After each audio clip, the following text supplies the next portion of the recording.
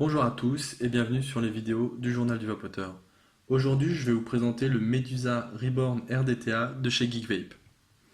Alors, le Medusa nouvelle version est présenté dans une boîte en plastique transparente. Elle est solide, elle est qualitative. Donc, à l'intérieur, on retrouve notre Medusa, une notice d'utilisation, qu'un tournevis cruciforme et plat.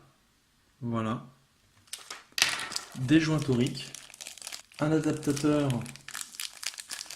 si on veut mettre un drip tip 510 dessus, voilà, un pin bottom feeder, voilà.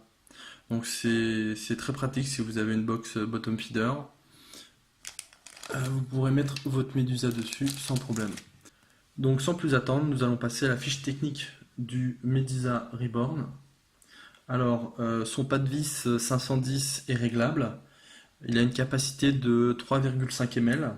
Sa hauteur fait 40 mm pour un diamètre de 25 et un poids de 60 grammes.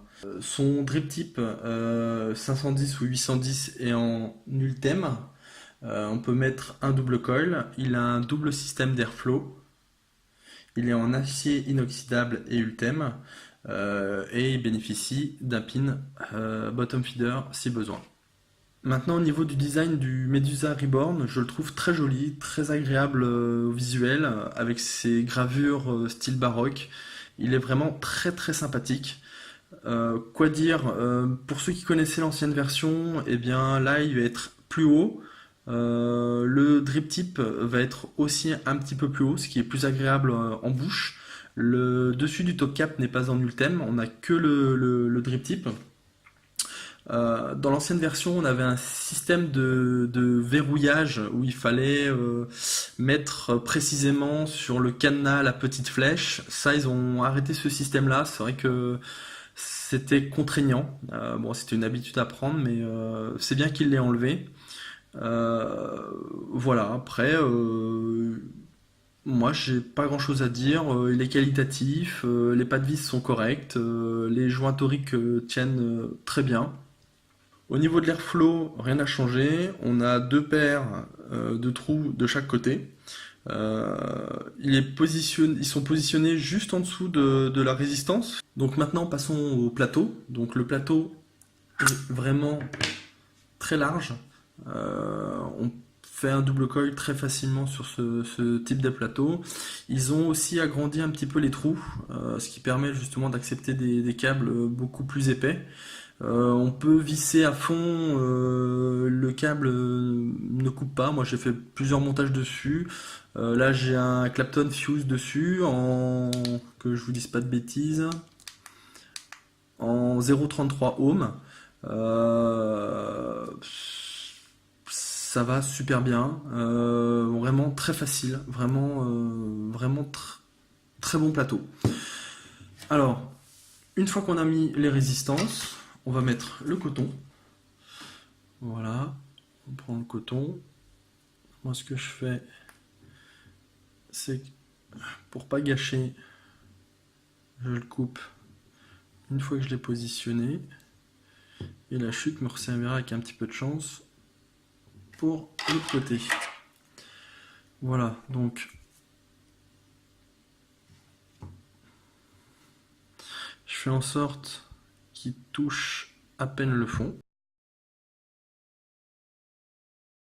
Le but, c'est que le coton aille plonger dans la cuve, mais pas trop quand même. Voilà.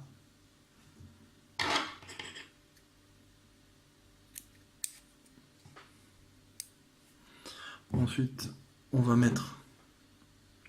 Donc voilà, on a le coton. Et ensuite, on va venir glisser le coton dans les petites encoches. Voilà, tout simplement.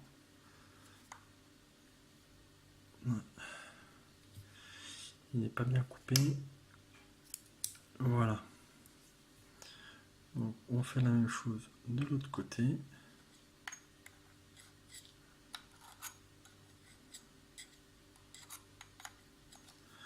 Voilà. On fait la même chose ici.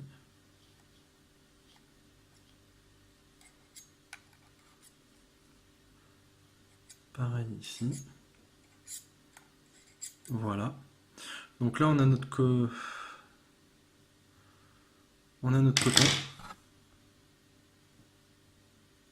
Voilà. Alors la cuve, elle est juste énorme, hein. Elle vient d'ici et elle va jusqu'en bas. On a vraiment une. Alors, je vais essayer de vous le montrer. Voilà. On a vraiment une très très grande cuve. Donc le remplissage se fait sur les côtés. Voilà. On vient glisser ici. On va imbiber le coton.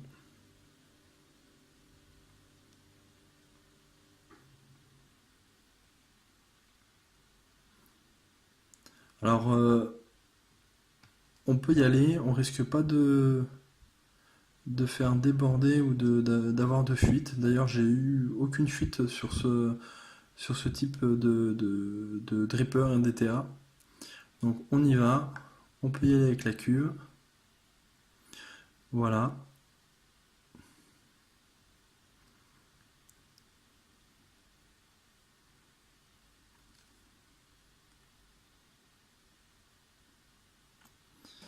Voilà. Une fois qu'on a rempli la cuve, eh bien, on n'a plus qu'à remettre le capot. Voilà. Et puis on est prêt à vaper. Alors, je suis à 25 watts. On va monter un petit peu en puissance. Alors, tac, qu'est-ce que ça donne?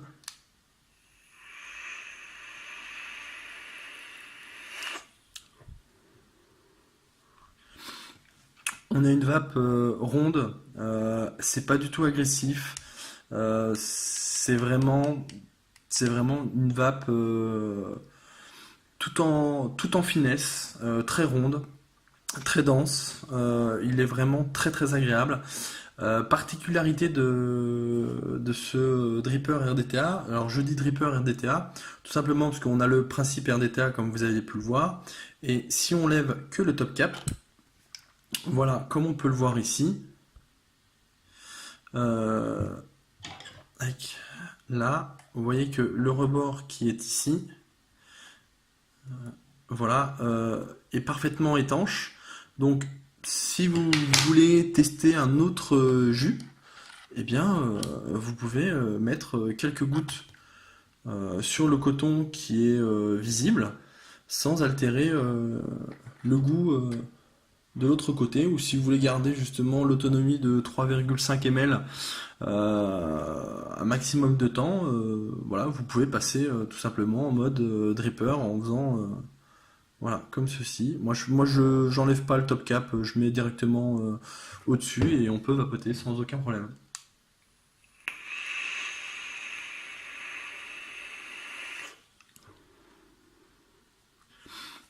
Voilà, qu'est-ce que je peux vous dire d'autre sur ce magnifique dripper? Bah écoutez, je trouve très sympathique qu'ils aient enlevé ce système de verrouillage, parce que c'est vrai que c'était pénible dans la première version.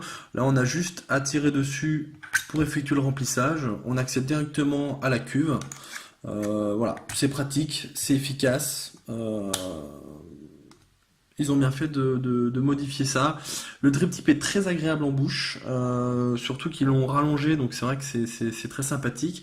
Après, le drip tip s'enlève et on peut mettre une connexion 510 si on souhaite utiliser son drip tip préféré.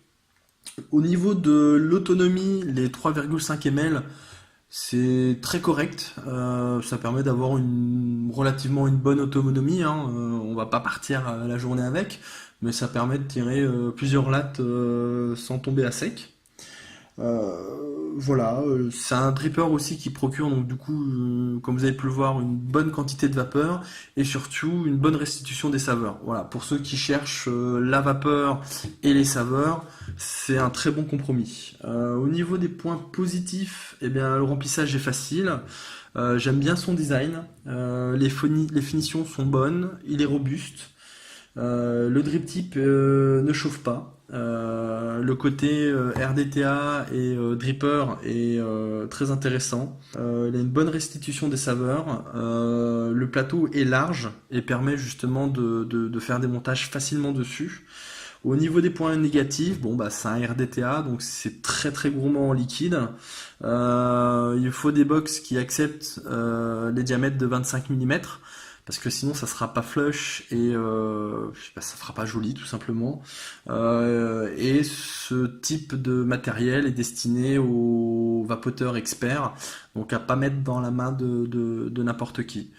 Voilà, bah écoutez, pour conclure, je dirais que pour ceux qui cherchent un dripper RDTA qui allie saveur et puis vapeur, c'est un très bon compromis. Il n'y aura pas besoin de le remplir trop souvent par rapport à un dripper, puisqu'on a une autonomie de 3,5 ml. Voilà, avec un prix relativement abordable. Voilà, et ben écoutez, merci d'avoir suivi cette vidéo sur le Medusa Reborn. N'hésitez pas à vous abonner à notre chaîne. Si vous avez aimé la vidéo, mettez un pouce bleu, ça fait toujours plaisir. Et je vous dis à très bientôt pour une prochaine vidéo.